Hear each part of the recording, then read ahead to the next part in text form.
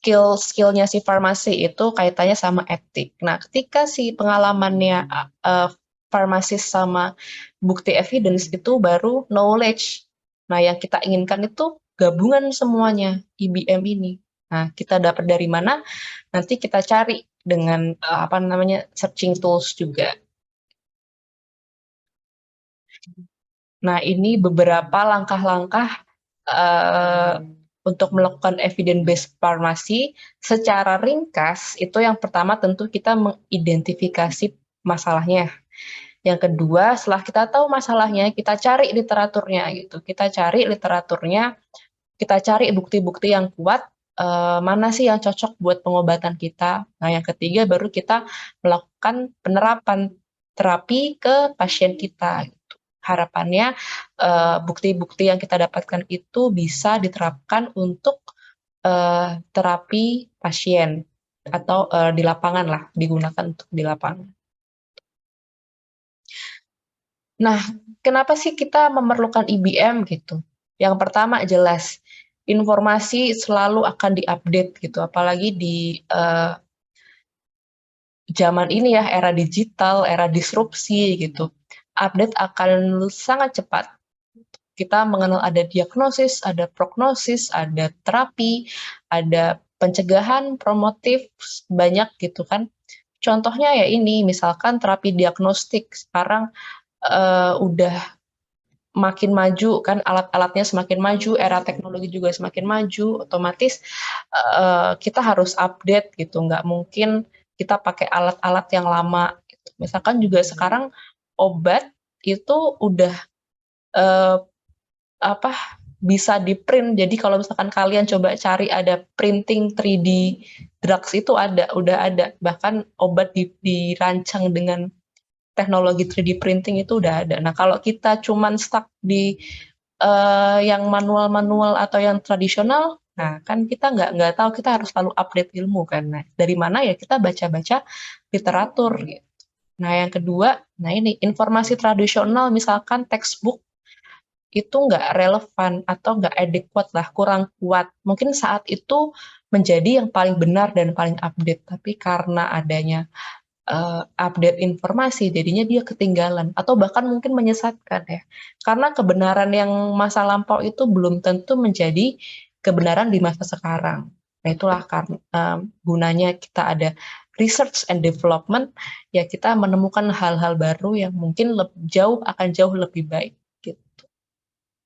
Atau mungkin terlalu banyak informasi jadinya malah bias gitu. Itu yang kita harapkan kita punya skill untuk menilai sumber yang kita dapatkan itu sesuai apa enggak.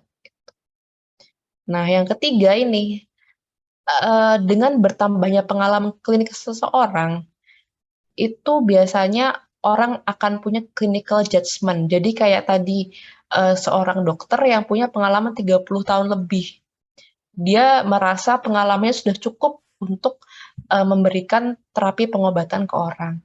Cuman itu akan menjadi hal yang sangat subjektif kan, karena personal dia pasti akan berbeda pendapatnya dengan dokter lain. Nah, itu malah justru menurunkan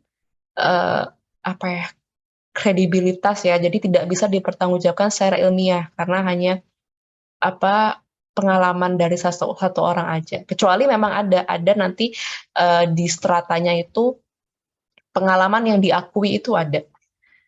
Kemudian yang keempat, dengan meningkatnya jumlah pasien, jadi pelayanan semakin banyak, jadinya kurang waktu kita untuk memanfaatkan atau mengupdate jurnal-jurnal kesehatan. Jadi kita fungsinya IBM di situ. Oke, next. Jadi gimana sih caranya kita tuh melakukan IBM? Jadi ada 5 step. Step yang pertama, jadi kita ada 5A ya, kalau mau ngapalin itu lebih gampang. Yang step pertama itu ask a clinical question, yaitu kita membuat pertanyaan klinis. Yang kedua, kita acquire the best evidence. Kita cari literaturnya, kita cari sumber-sumber informasi yang kuat. Yang ketiga, kita appraise the evidence yang kita temukan. Setelah kita cari, kita temukan itu bukti-buktinya, kemudian kita nilai, kita appraisal. Yang mana nih yang paling bagus ya? Bukan yang paling bagus ya. Yang kira-kira paling bermutu jurnalnya nih yang paling mana? Yang paling terpercaya sumbernya tuh yang mana ya? Nah, itu kita harus punya kemampuan di sini untuk meng-appraise atau menilai. Setelah kita cari evidence mana yang paling bagus, nah kemudian kita apply, kita mengimplementasikan bukti tersebut ke pasien gitu, untuk terapi. Yang terakhir, assess your performance. Jadi kita harus mengevaluasi, oke?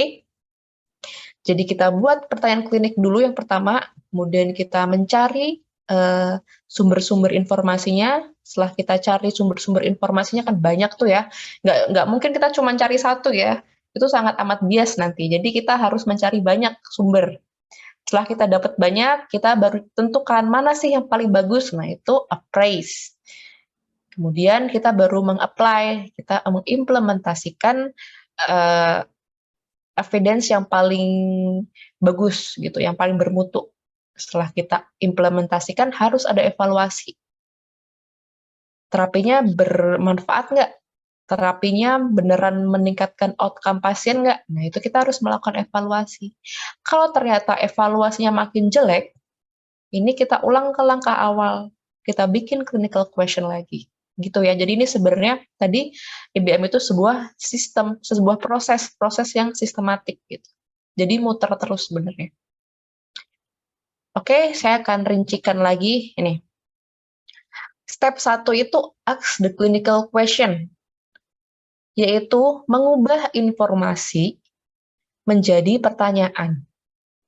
Informasinya apa aja? Bisa diagnosis, dia prognosis, bisa terapi obat. Nah, itu ada problem klinis. Nah, nanti kita buat jadi pertanyaan.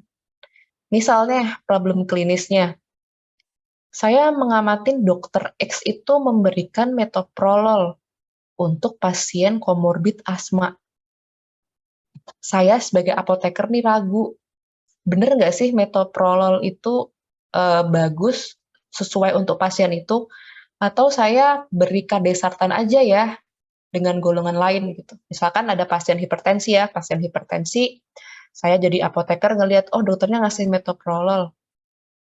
Saya yang jadi apoteker yang dikonsultasikan obat sama dokternya, saya ragu, kayaknya kok membagusan kandesartan ya. Nah, itu kan jadi problem klinis ya. Caranya gimana? Nah, ini. Kita translate the clinical problem into relevant question. Caranya gimana kita buat pertanyaan? Ada rumusnya, yaitu structure the question. Rumusnya itu PICO. Yang pertama itu pasien, kedua itu intervention, yang ketiga comparison, yang keempat outcome. Jadi dari ini, problem klinis ini, kita ubah jadi ini. Pasien, itu berarti pasien hipertensi yang komorbid asma, ya, pasien hipertensi komorbid asma. Kemudian intervention itu dokternya memberi apa sih? Yang pertama kan dokternya memberi metoprolol ya. Jadi kita rumuskan di sini jadi metoprolol. Terus kemudian comparison atau perbandingan. Kita mau membandingin sama apa? Di kasus ini kita mau membandingin sama kandesartan. Jadi di sini kandesartan jadi comparison. Outcome itu apa? Outcome-nya ya kalau hipertensi tentunya kita pengen menurunkan tekanan darah. Jelas ya? Jadi kita ada problem klinis, kemudian kita translate menjadi pertanyaan pakai rumus PICO. PICO itu patient, intervention, comparison, dan outcome.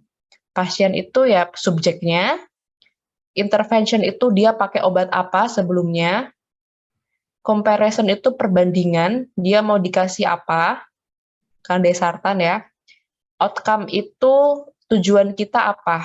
Tujuan terapinya apa? Kalau di sini kan karena pasien hipertensi, jadi outcome-nya pengen menurunkan tekanan darah. Gitu ya, step pertama. Gampang lah ya. Yang kedua, ini acquired. Jadi setelah kita memformulasi permasalahan, jadi langkah selanjutnya ya kita cari evidence terbaik gitu. Cari hasil-hasil studi. Nah, nanti caranya gimana? Nanti akan saya tunjukkan caranya gimana kita mencari sumber-sumber yang valid dan terbukti bermutu gitu. Tentunya yang pertama itu kalau evidence itu yang pertama tentu harus mudah diakses ya, jangan cari yang susah-susah. Kemudian relevan sama kasus kita, dan yang terakhir itu yang free from bias. Kemudian ini level of evidence, tadi background-nya ini, foundation research, bisa textbook, bisa narrative review, bisa drug resource. Kemudian dari bawah paling rendah levelnya itu ada case report atau case series. Kemudian ada case control, ada cohort, ada RCT. Kadang kita cuma berhenti sampai sini.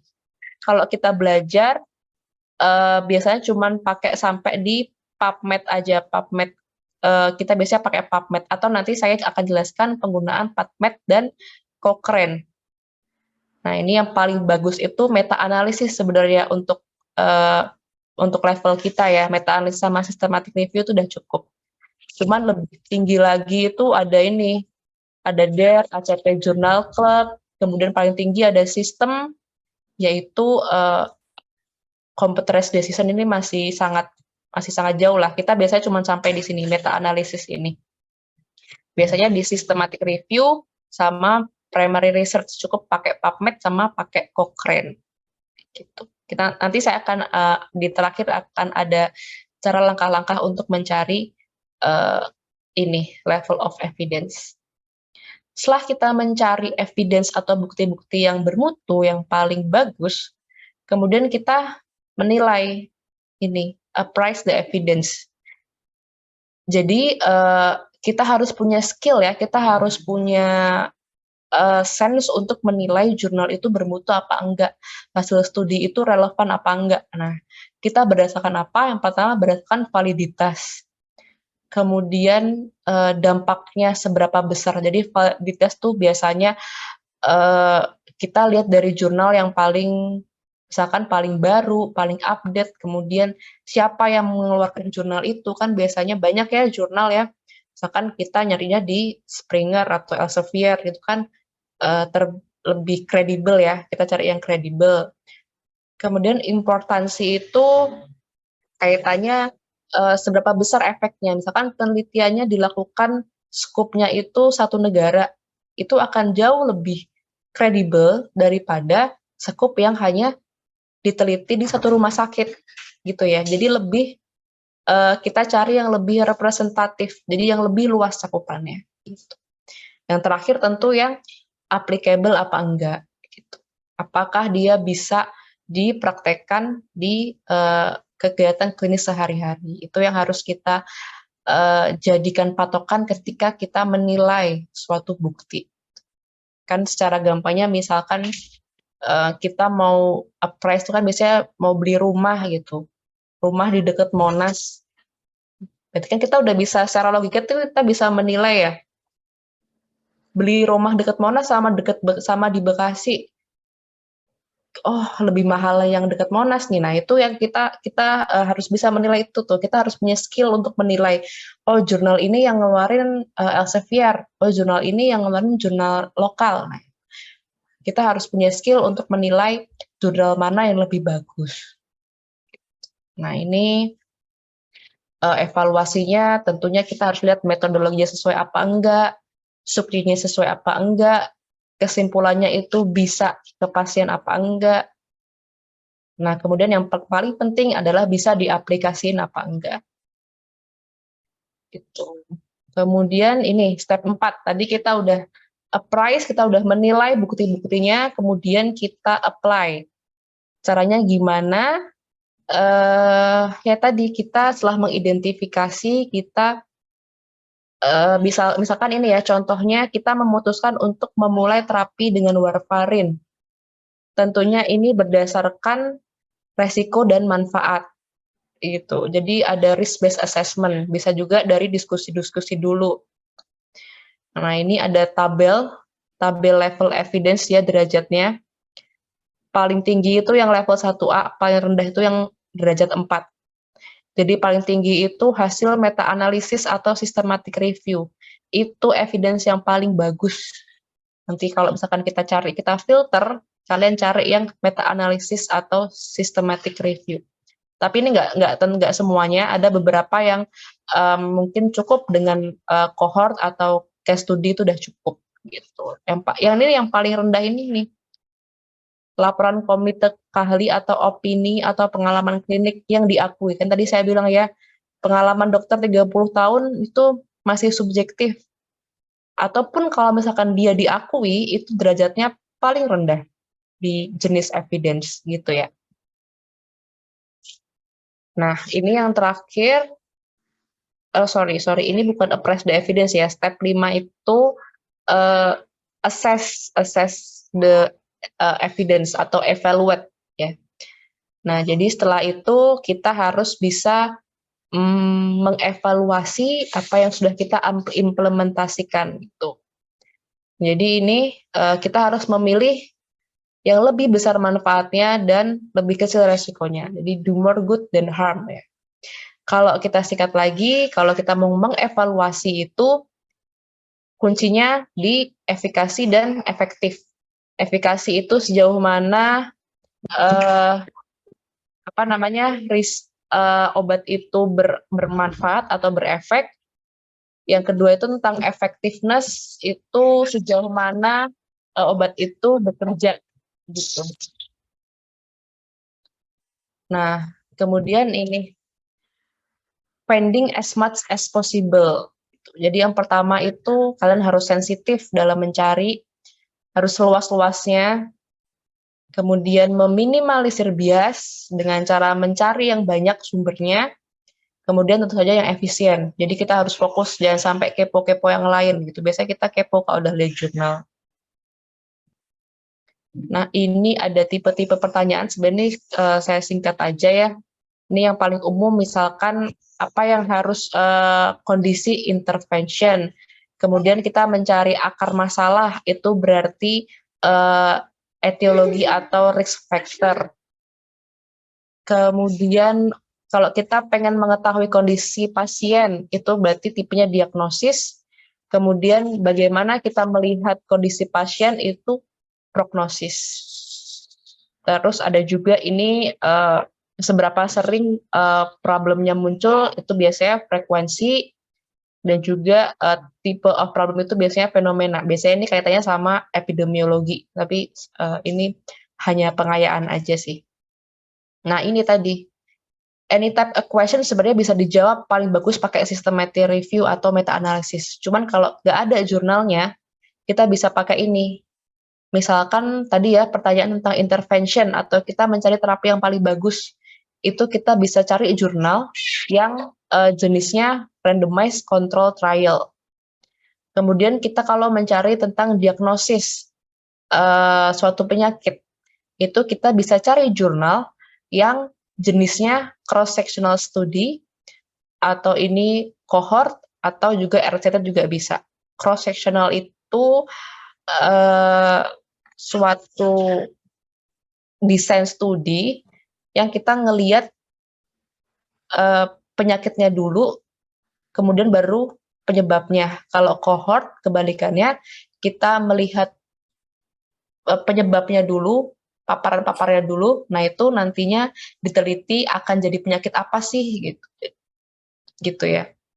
Kemudian ini prognosis bisa pakai cohort, kemudian etiologi atau tadi permasalahan sumbernya itu bisa pakai RCT atau cohort atau case control study. Nanti mungkin kita akan bahas di tanya jawab ya. Saya selesaikan materi dulu karena cukup banyak. Ini tadi PICO principle, tadi udah saya jelaskan. Kemudian kita ke example. Nah, ini langsung ya. Ini ada clinical scenario. Kita sama-sama apalin ya kasusnya. Nanti karena ini berkesinambungan. Ini ada seorang anak laki-laki berusia 12 tahun dirawat di rumah sakit karena demam tinggi selama beberapa hari. Ibunya memberitahu Anda Misalkan ya, memberitahu saya, seorang apoteker, bahwa anaknya sudah diberi parasetamol. Kemudian sang ibu bertanya, ada nggak sih obat-obat lain yang lebih manjur daripada parasetamol? Karena ini anaknya demam banget. Si ibu nanya.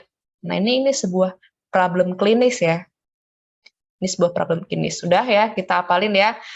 Anak laki-laki 12 tahun, demam tinggi dan nyeri dikasih parasetamol. Oke? Ingat-ingat, terus kita lanjut.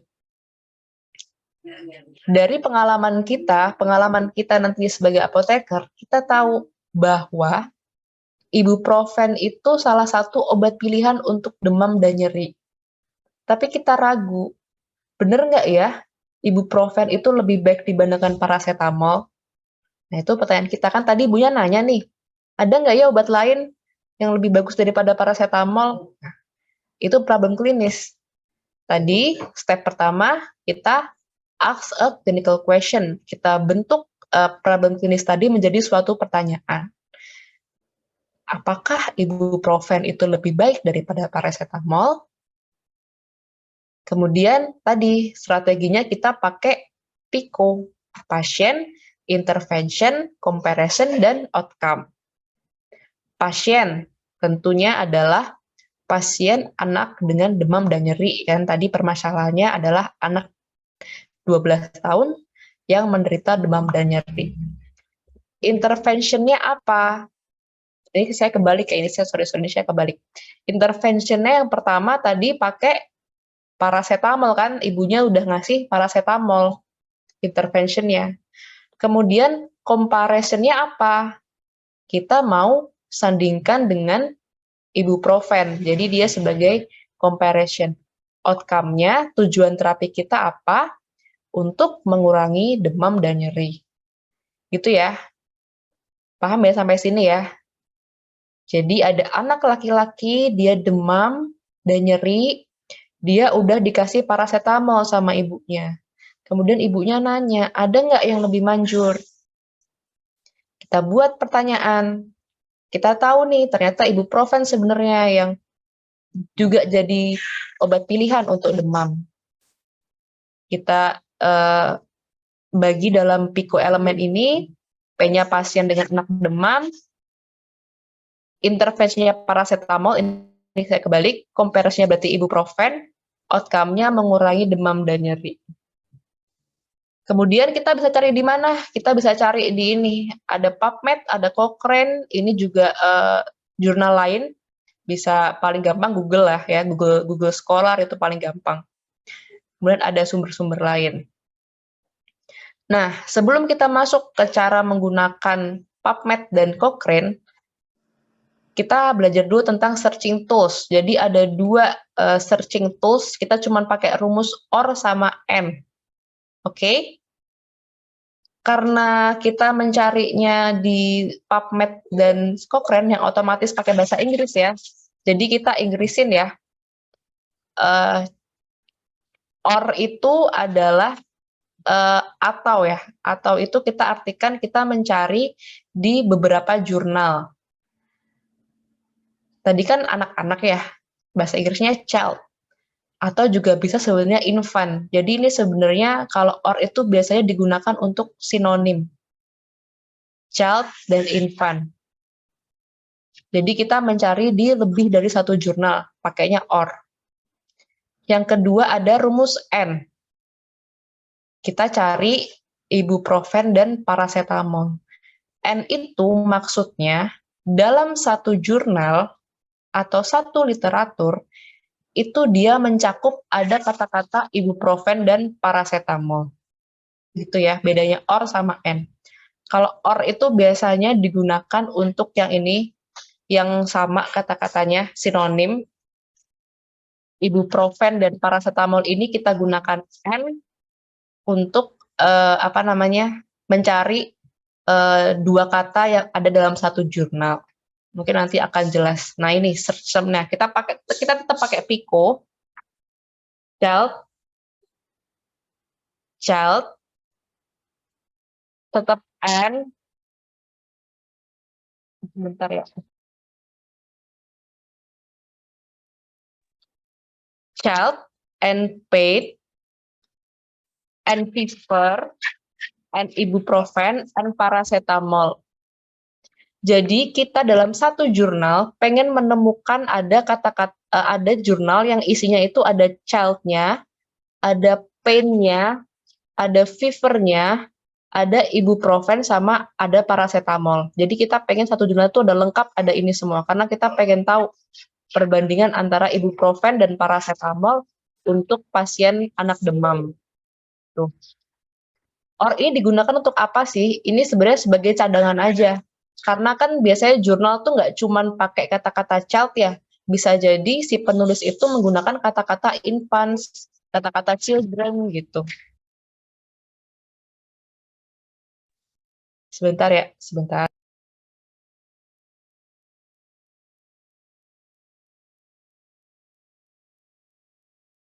Jadi ini ya, tadi saya jelasin lagi, kita tuh pengen nyari satu jurnal atau satu literatur yang terdiri dari beberapa kata-kata ini.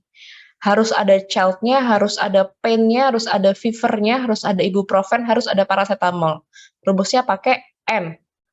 Kemudian kalau kita ini cuman or itu kalau cuman alternatif aja. Barangkali si penulis itu nulisnya bukan paracetamol, tapi dia nulisnya acetaminophen. Jadi sinonim gitu kan. Terus nah ini, kita pengen menemukan itu di satu titik ini, the answer. Nah, rumus lain itu adalah pakai tanda bintang. Kalau di rumus itu tanda bintang itu maksudnya adalah kata-kata yang ada hubungannya sama child ini. Jadi child tanda bintang itu mesin akan secara otomatis dia akan mencari kata-kata yang mirip sama child gitu. Children, childhood, ini fever juga. Nah, ini ya, saya akan langsung ke ini boleh dibuka ke bareng-bareng juga. Kita buka PubMed. Tadi kita, ini kan kalau kalian buka PubMed, itu akan muncul seperti ini. Kemudian kita bisa search biasa atau kita bisa advance. Saya akan ajarin kalian yang advance. Kita klik advance. Nah, ini akan bisa, nanti ada meta-analisis, ada systematic review, segala macam. Yang pertama tadi kita pengen child. Child dengan, karena kita nggak tahu ya, bisa aja penulis bisa menuliskan children, bisa menuliskan infant, dan lain-lain, kita tulisnya child tanda bintang. Kemudian kita pilih or, ada infant, kita tanda bintang. Kemudian setelah